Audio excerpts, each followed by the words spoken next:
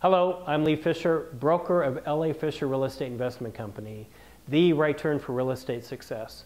Today I'm going to talk about the As-Is Addendum. This is a tool that some buyers might use during negotiations.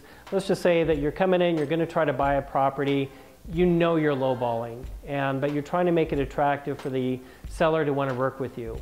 One thing that you can do is throughout the As-Is Addendum, you're going to let the seller know, hey, wait a minute, I know I'm coming in low. I still want to work with you. Maybe we might negotiate some, but I'm not going to ask you to do any repairs. I'll do my inspections.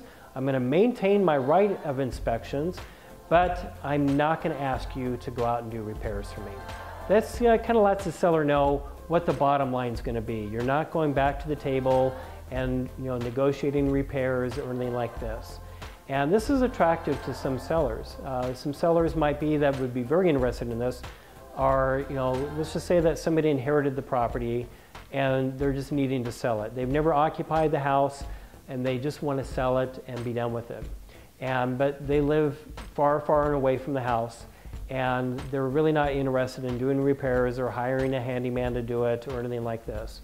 It's attractive for a buyer like that. A lot of bank-owned properties, they usually want an as-is addendum. They don't want to do any repairs either.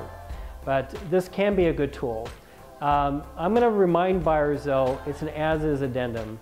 Please don't ask for repairs. You're already stating that you're taking a look at the property, you know that there might be some defects to it, but don't use it and say, well, here's an as-is addendum, but then, you know what, I still want you to do a repair. I think if it's something that is real important, like we find that there's a major issue, rather than just kill the deal, it might be important to come to the seller and say, hey, I know we were doing it as is, but there was this one thing that's kind of big and we might want to negotiate on it. And some sellers might be open to that. But for the small itty bitty stuff, remember, you're buying it as is. And for sellers, I'm going to say that this is a nice tool and to sometimes expect if the buyer might come to you for something major.